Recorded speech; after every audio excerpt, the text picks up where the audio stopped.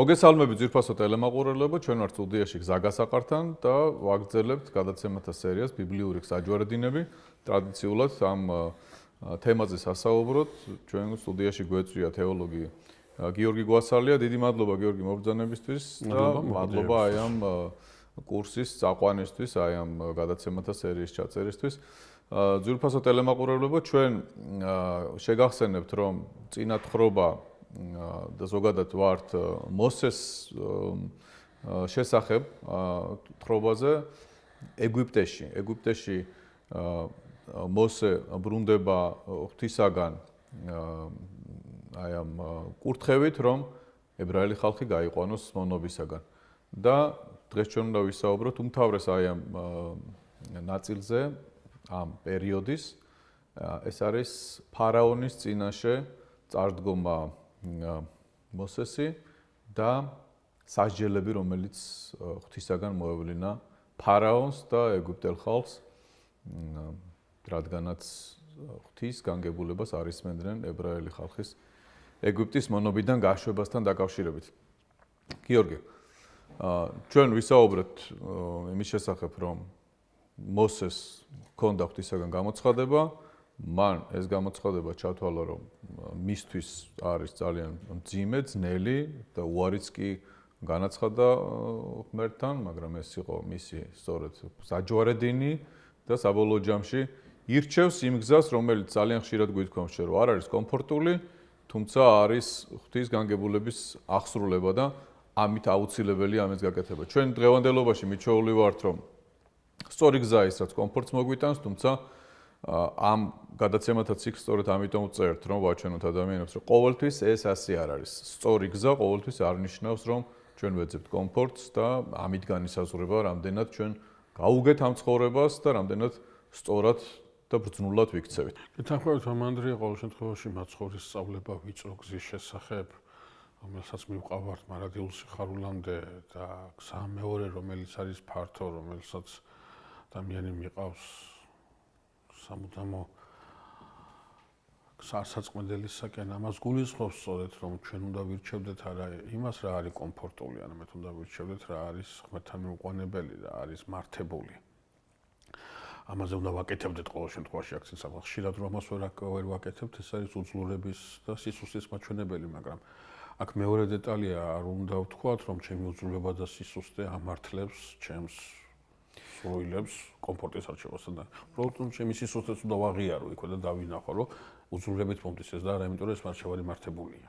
და ჩვენთვის გაკვეთილებია სწორედ ბიბლიური ესეთი არჩევანი, ყველაზე უფრო გამორჩეული პიროვნებების, პატრიარქების, ქრისტიანული ლიტერატურა მოსეზე ვართ. ამაზე დგას ქრისტიანული ლიტერატურა. მამები, როდესაც გვესაუბრებიან რაღაცა მაგალითის შესახებ, გვესაუბრებიან ფუნდამენტალურ ქრისტიანულ სწავლებებზე, იქნება ის ღირებულებითი ნიშნის თუ სწავლა-მოძღვრებითი ნიშნით, ითვალისწინებენ სწორედ წმინდა წერილში წარმოდგენილი დიდი ადამიანების ცხოვრებას და მათ ურთიერთობას ღმერთთან. ამაზე აყალიბებენ ძირითადად.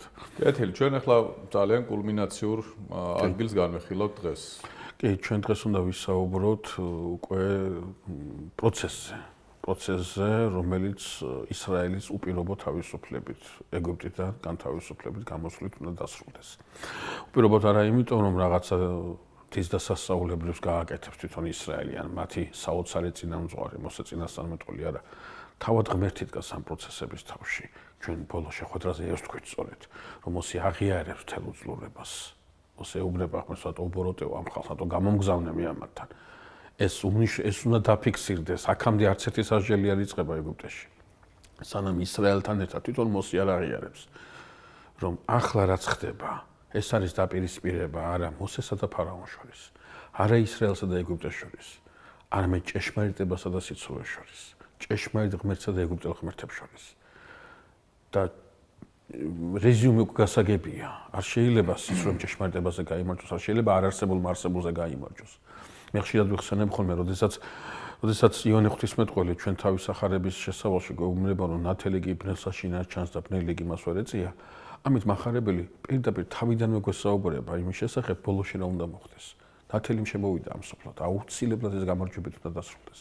აუცილებლად ბნელის განკარვებით უნდა დასრულდეს, აუცილებლად. სიკეთე აუცილებლად იმარჯვებს ბოროტებას, რატო სიკეთეს თავისი საყრდენი აქვს, თავისი საწყისი აქვს, მაგრამ ბოროტებას კი პარაზიტული მყოფობა აქვს. რაც ვერ მყოფობს, რასაც არ აქვს საყრდენი, ის ვერასდროს ვერ გაიმარჯვებს იმაზე, რასაც აქვს საყრდენი თანხმერთში. ამიტომ ეს პროცესია. უბრალოდ სიკეთე გვიან იმარჯვებს, მაგრამ იმარჯვებს აუცილებლად. ბოროტებას კი წარმატებები მოაქვს, მაგრამ განკარვებადია. ეს არჩევანია, ამ არჩევანის წინაშე დგას ყველა ადამიანი. და ახლა მოსეც, როდესაც აი წმინდა წერილმა გვაუწყა, რომ ღმერთი იწევს მოქმედებას. მოსე არის ინსტრუმენტი, ისრაელი არის ობიექტი. მოსე შედის ღვთის დავალებით ფარაონთან, მოთხოვნა იგივეა. და ეს ის ფარაონია, ყოველ შემთხვევაში მოლაპარაკების თემა იგივეა, რაც ცოტა ხნის წინ იყო, თუმცა ჩვენ წინაშე ხვდაზე ვახსენეთ გარდამოცემა გრაგნილებში ღმერთის სახელის ძიებასთან დაკავშირებით, რითაც ფარაონმა თავისუფლება მისცა, რომ მოსეს ღმერთი მისთვის ვერ იქნება ავტორიტეტული. მოსემ სასწაული უნდა აღასრულოს იმის წინაშე, ფარაონის წინაშე, თავად უფლის მითითებით ეს არის კვერთხს დააგდებს და ის გველად გადაიქცევა. ეს უნდა იყოს მოწმობა ეგვიპტის უზენაესი ქურუმის წინაშე, რომელმაც რაღაცა მეტი უნდა გაიხსენოს, ვიდრე მის ბიბლიოთეკაში არსებული მეცნიერული დასკვნებია. მათ თვალით უნდა იხილოს რაღაცა საკრამენტალური, რაღაცა ისეთი, რაც უშუალოდ მას არა როგორც პოლიტიკურ, არამედ როგორც რელიგიურ ლიდერს ასახება. და წმინდა წერილი გვეუბნება, რომ იგივე იქნეს ქურუმებმაცო. იგივე იქნეს ქურუმებმაცო. და აი აქ ძალიან საინტერესოა თხრობის თავისებურება, რანაირად გააკეთეს იგივე ქურუმებმაც და საერთოდ რა გააკეთა მოსემ და როგორ შეიძლება იგივე ერქვას ქურუმების გამოქმედასაც. აი აქ ჩვენთვის ძალიან საინტერესოა წმინდა გრიგოლ ნოსელი, რომელიც საუბრობს სასწაულის შესახებ და ასევე დავიხმარიოთ წმინდა იონი ოქროპირი და წმინდა ბასილი დიდი, რომლებიც საუბრობენ ასევე ნიშებისა და სასწაულების შესახებ. რა არის სასწაული? გრიგოლ ნოსელთან დაკავშირებით, გრიგოლ ნოსელი გვეუბნება, რომ სასწაული ეს არის ბუნებათა თვისებების შეცვლა. ეს არის რაღაცა ისეთი, სადაც ბუნებრივი კანონები აღარ ემორჩილება იმ სვლას, რომელიც ჩვეულებრივ მდგომარეობაში ფიქსირდებოდა. რატომ ამ ახლა ცოტა ღრმად მინდა შევიდე ამაში, რომ სასწაულის წინაშე გონება ჩერდება. მიიღებ ამას უბრალოდ. რა აღიარებ, არ აღიარებ. ხო, ან არ აღიარებ. მაგალითად, როდესაც მაცხოვარი გვდრებს აღადგენს, მაცხოვარი კურნავს. იქ იმ ეფექტის დროს ამის დაუნახაობა წარმოუდგენელი, მაგრამ ბოლოს აღმოჩნდა, რომ ეს ყველაფერი, აი ამბობენ ხოლმე ბელზებულის ძალით აკეთებს. მიუღებლობა ამით. ანუ აუცილებელი არ არის სასწაული მიიღო, შეიძლება სასწაული გააქილიკო კიდევაც, დასცინო კიდევაც და ეს რელიგიური მოტივებით აკეთო. არა იმიტომ, რომ შენ არ აღიარებ რაღაცას, არამედ პირიქით ამით აჩვენო, რომ შენ როგორი ისახარ, რა ქვია, როგორი მტკიცესული ისახარ და ეს რაღაც სასწაულები რაღაცა ბწყალებში ვერ მოგატყუებს. შენ ყურადღებას ვერ მიიქცევ. შეიძლება ტრაგიკულ დასკვნამდე მიხვიდე. შეიძლება ვიღაცა ამით თავის მტკიცე ქრისტიანობასაც კი თავისთავად ცხადია.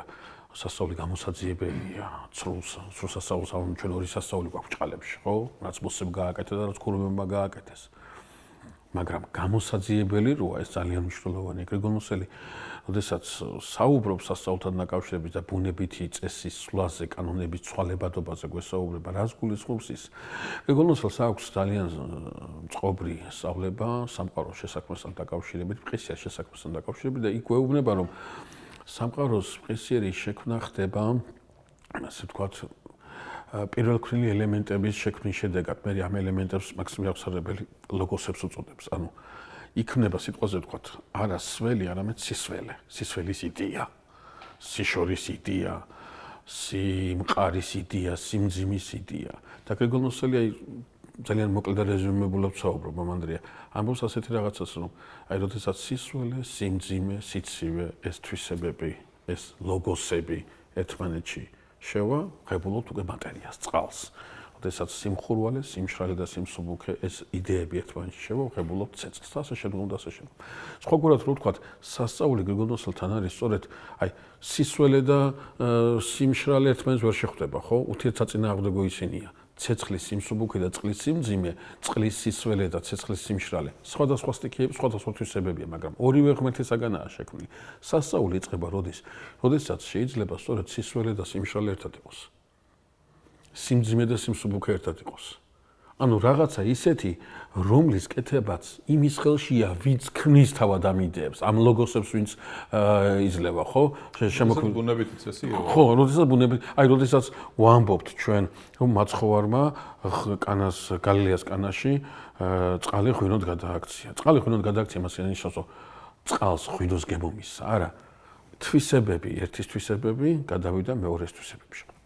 სხვაგვარად რომ ვთქვათ, აი ახლა გრიგორ ნოსელი ამას აქცევს ყურადღებას. ეს საუბარია, რომ მოსეს კვერთხი გველად იქცა, ეს ნიშნავს არა იმას, რომ კვერთხმა გველის სახე მიიღო.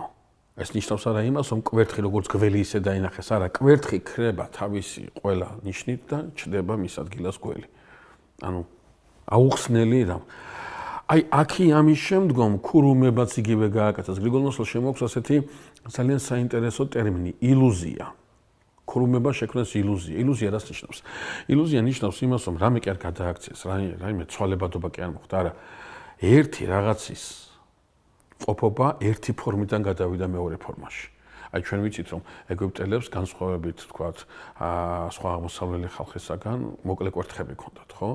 და საუბარია გახევებული გვერების შესახებ, რომელიც დაგიპროზებულია და დღევანდელ დღემდე ეს პრაქტიკაში არის გველების, ასე ვთქვათ, ერთ ადგილას გაჩერება. აი ესეთი ქურუმების კვერთხის მსგავსი ფერისა და მოყვანილობის გვერები, რომელსაც თავისი შეფერილობაც აქვს და თავისი ფორმაც აქვს, აი ეს გველები გახევებული გველები უბრალოდ მოისროლეს და დაყარეს და ამ გახევებულ გველს, ამ დაგიპროზებულ გველს აქვს ასეთი თვისება, ოდნავ თუ შეეხებიან და იმ გარემოს მოუწყოთ, ეგრევე გამომფრიზდება და დაკლაკრას იწყებს. ანუ გრიგორ ნოსელი გვეუბნება, რომ ქურუმება შექმნეს ამით ილუზია. სასწაულის ილუზია.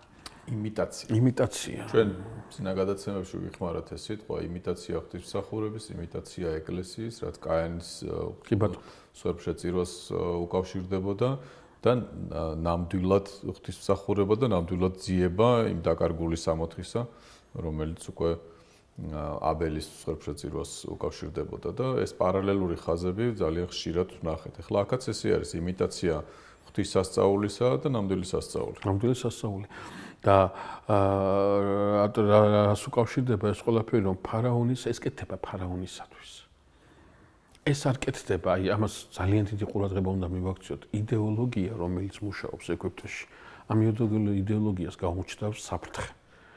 მოსეს მიერ აღსრულებული, ეს ხო არ არის რაღაცა სახალხო შეკრება, სადაც მოედანზე მოსე ამას აკეთებს და ქურუმები ამას აკეთებენ. არა, ეს ხდება საკმაოდ ისეთ ვიწრო, ამაღლებულ, სოციალურად ამაღლებულ წრეში, სადაც თუ ეს იდეოლოგია შეერყა, შეიძლება ბევრი ძვრები დაიწყოს ეგვიპტეში. და შესაბამისად, ამ იდეოლოგიაში ჭირდება გამყარება და აქ გამყარება თავისთავში აღარ გულისხმობს იმ მოთხოვნას, რა მოთხოვნა ცოტა ხნის წინ მოსემ დააყენა ფარაონის წინაშე და ფარაონმა თავისებურად დიპლომატიის თვალსაზრისით უპასუხა. არა, აქ უკვე ქმედებაზეა გადასული მოსე, კონკრეტულად კვერთხიგველად გადააქცია. და ეს იმიტაცია რაც შეიქმნა, ილუზია, რომელიც წარმოდგენილი იქნა ეგვიპტელი ფარაონების მხრიდან, ამ ილუზიამ, ამ იმიტაციამ უნდა შექმნას სწორედ აი ეს გარემო, რომ არაფერი საფრთხე არ ემუქრება მოსესაგან აღსრულებულ ქმედებას, დაწყებულ მოძრაობას, და ჩვენ ვიცით, ეს მოძრაობა ისრაელის განთავისუფლებისთვის არის დაწყებული, იმ პოზიციას, იმ იდეოლოგიას, რის შედეგადაც ეგვიპტეში ისრაელი მონობაში იმყოფება. ამას ემსახურება ეს. რა არის საინტერესო წმინდა წერილში ამ თხრობის ამ კონტექსტში? მიზანმიუღწევლობა. ანუ ამან არაფერი ამან გავლენა ვერ მოახდინა ფარაონზე, ამან გავლენა ვერ მოახდინა ქურუმებზე, ასე ვთქვათ, აი ამ სიცრუით თვითონაც რო იციან ეს სიცრუე, დაფიქრებული არიან არა იმით, რომ მოსემ კვერთხიგველად გადააქცია, არამედ კმაყოფილი არიან იმით, რომ რაღაცნაირად შეძლეს პარალელური სურათი შეექმნათ და ამით, ასე ვთქვათ, თავიანთი იდეოლოგიური კურსი გაემყარებინათ. თავისთავად ცხადია, თვითონ ძალიან კარგად იციან ყველაფერი, მაგრამ სიცრუის და ბოროტების ერთი ნიში სწორედ ეს არის. მისი გეგმა ყოველთვის ორიენტირებულია დღეს და ახლა. აი, დღეს და ახლა არ არის ორიენტირებული, სიტყვაზე ვთქვათ, იმაზე, რომ სამომავლოდ აბას რა შედეგი. ჩვენ ვიცით, სამომავლოდ რა შედეგსაც მოიტანს. სრულ დამარცხებას, მოსეს შემთხვევაში ისრაელის აბსოლუტურ განთავისუფლებას.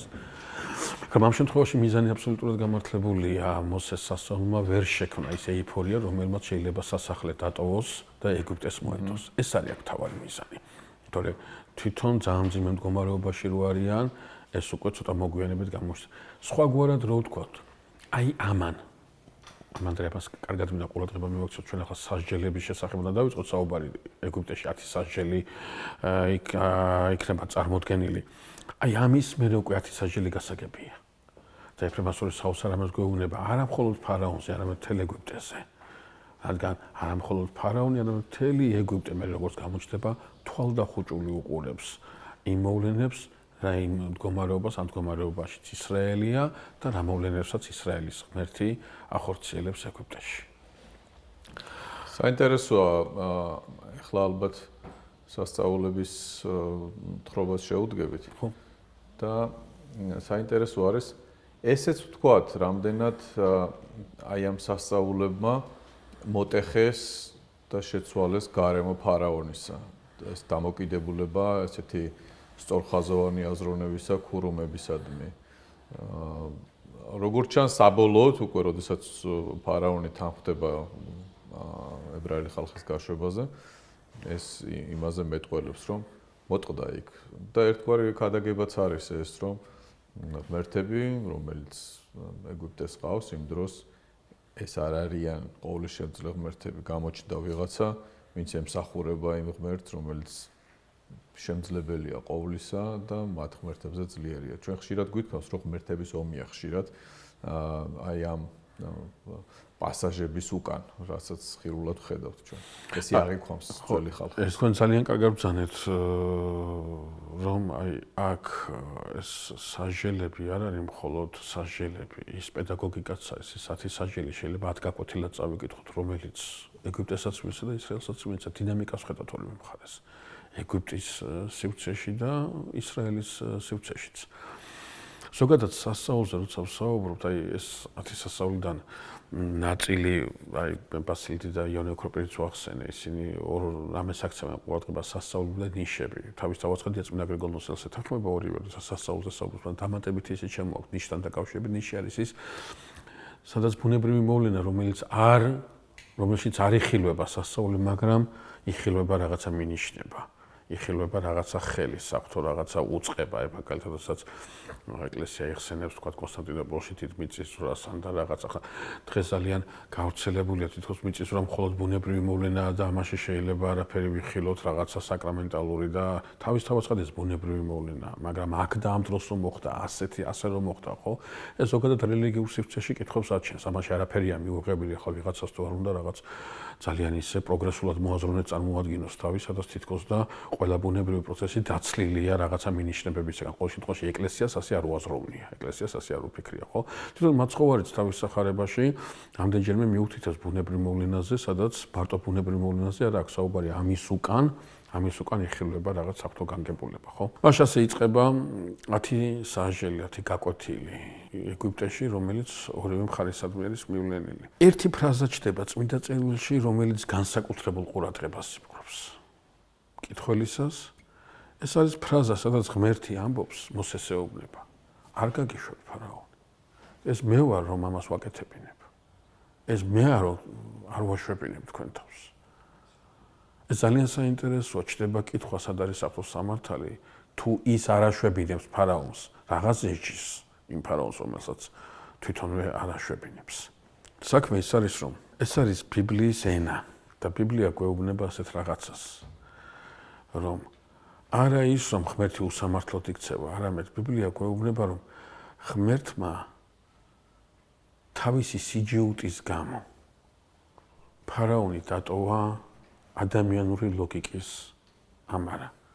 ღმერთი, არაფერი აქვს ფარაონს ძალა და საშუალება, რომ რაღაცნაირად მან მიიღოს ბრძნული ლოგიკა. თითქოს და მიიღებს ამ გადაწყვეტილებას 10 სასჯელის ბოლოს, მაგრამ მერე ეტლიონი დაედევნება ისრაელს. ისევ არალოგიკურად მოქმედებს. ამიტომაც არის ძალიან ხშირ შემთხვევაში ფარაონი ბოლო ძალასთან ასოცირებული. ალეგორიულად ამად მიჩნეული, რატო? იმიტომ რომ ბოლოტი ძალის მთელი ტრაგედია და ის რა იყო იესო ნაზარეელთან მიმართებაში, ბოლომდე არ მოეშვა, ბოლომდე არ თქვა უარი მასთან ბრძოლაზე და მაშინაც, როდესაც ყველაზე ძიმე მდგომარეობაშია იესო ნაზარეველი მივარდება და მოკლავს. ვერ ჩერდება. არა აქვს ლოგიკა, არა აქვს ბრძნული გადაწყვეტილების საშუალება, რომ თქვას, რომ ეს აღარ შეიძლება, ეს აღარ უნდა გაკეთდეს. და იქ მარცხდება სწორედ. მოწყვეტილია, მოხსნილია აი იმ წყაროს, სამი წყაროც იძლევა ბრძული გადაწყვეტილებების, მართებული აზროვნების საშუალებას. ეს ძალიან მნიშვნელოვანი. ბოროტების ანატომია ამაზე დგას. არ უკავშირდება არანაირ სიკეთეს, არანაირ სიბრძნეს, მთლიანი კავშირია გაწყვეტილი მასთან. კავშირია გაწყვეტილი მასთან ნიშნავს, რომ მას არ აქვს ძალა, არ შესწევს ძალა სიკეთის კეთების, სიბრძნის კეთების, ბრძნული გადაწყვეტილება. ყველაფერი უგუნურება, ყველაფერი ბოროტებაა იქ. აი ასეთი რამე ხდება ფარაონთანაც. მე არ ვაშვებინებ, ნიშნავს, რომ მე მას თავისი სიჯიუტის გამო აღარ ეძლევა მას ის ძალა, რომელიც სიბრძნითაც ის აქამდე ქვეყანას მართავდა. ქვეყნის მართვას რაღაც სიბრძნე ჭირდება, არ შეიძლება უგუნური მართავდეს ქვეყანას, რაღაცა სიბრძნით იმართება ქვეყანას, სიბრძნით იმართება საზოგადოება, ხო? ეს ის ფარაონია, რომელიც აბსოლუტურად მართებულად მიხვდა. ჩვენ წინა შეხვედრაზე ამას ხაზი გაუსვით, ზუსტად მიხვდა, მართებულად მიხვდა, რომ თუ ახლა ისრაელმა დაიწყო ღვთისმსახურება, ერთიანი ღვთისმსახურება. შეიძლება ამ ღმერთის სახელი მე სულაც არ მიწერია ჩემ საბიბლიოთეკო გრაგნილებში, მაგრამ თუ ამ ხალხმა ახლა ერთიანი ღვთისმსახურება დაიწყო, ის თავისუფლებამდე მივა. ეს ბრძნული გადაწყვეტილება, ეს სწორი გადაწყვეტილებაა, დღევანდელ დღემდე მუშაობს ეს. ეს ჩვენთვისაც ძალიან საყურადღებოა. ჩვენ რომლებიც თავისუფლების გზაზე დავდექით, ამ გზაზე ერთი რამე გვაკლია და იმიტომაც არის სულ პრობლემებითა და სულ მიზანმიუღწევლობით არის ის სავსე. ჩვენ გვაკლია ერთიანი ღვთისმსახურება. ერთიანი, არა სადღაც ერთნაირი, არა ერთიანი რაღაცა გაზიარებული ღირებულებათა სისტემა, რომელიც ერთი გვექნება, შევთანხმდებით, ამის გარშემო გავერთიანდებით და აი მას ხედავს ფარაონი. აი რასაც ხედავს, აი ამის შესაძლებლობაა მოხსნილი. ახლა ფარაონი დარჩენილია თავისი ადამიანური სიბრძნის ამარა, რასაც გააკეთებს, რა გადაწყვეტილებასაც მიიღებს სწორედ იმ გადაწყვეტილების სივრცეში, იმ სამოღვაწეო არეალში, სადაც კმაყოფილები არიან იმით, რომ ქურუმებაც თავიანთი კვერთხებით იმიტაცია შექმნეს. აი ასეთ იმიტირებულ გარემოში თავის თავს იკეტავს ფარაონი და ამისათვის გაწირავს მთელ ეგვიპტეს. მაშასე იწყება სასჯელები და პირველი სასჯელი, რომელიც ეგვიპტეს დაატყდება თავს, და პირველი გაკვეთილი, რომელიც უნდა წაიკითხოს ეგვიპტემაც და ისრაელმაც, ეს არის ნილოსის წყლების სისხლად ქცევა.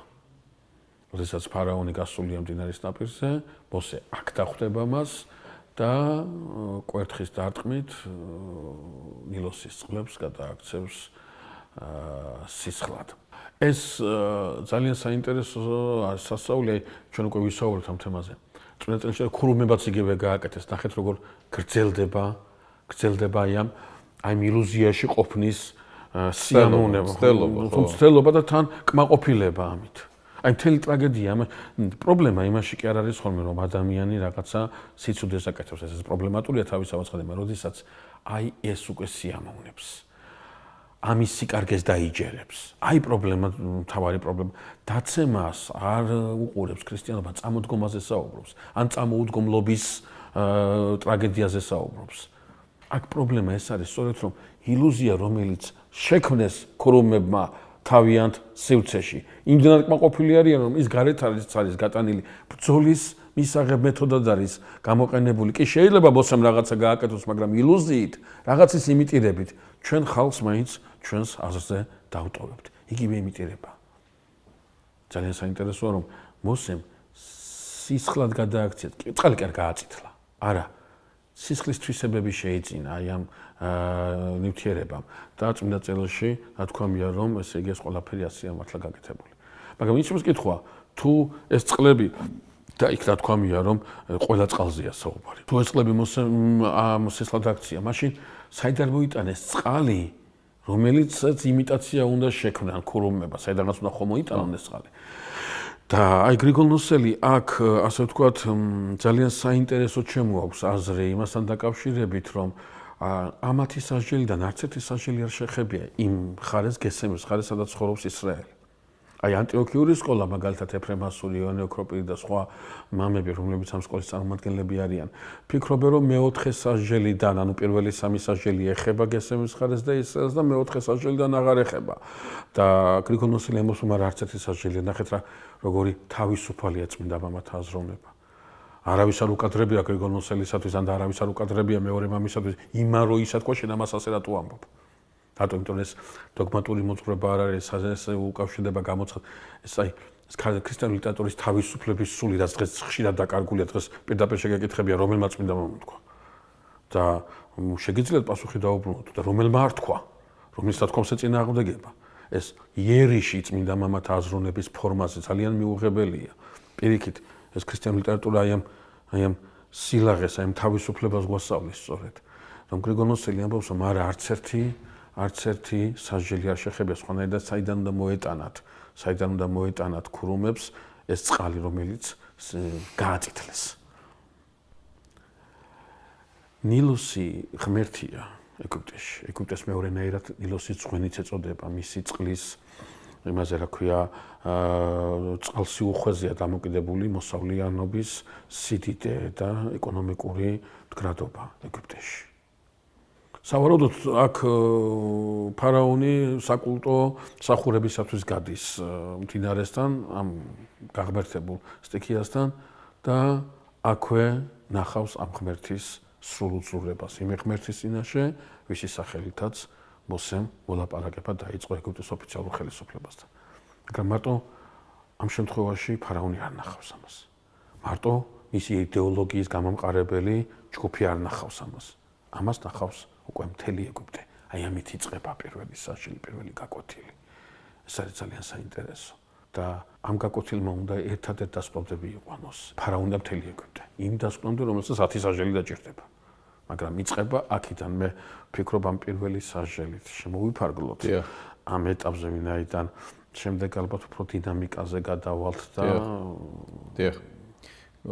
დროც იწურება ჩვენი გადაცემის. მადლობა ამ საუბრისთვის. ჩვენ შემდეგ გადაცემაში გავაგრძელოთ ეს ძვირფასო ტელემაყურებლობა.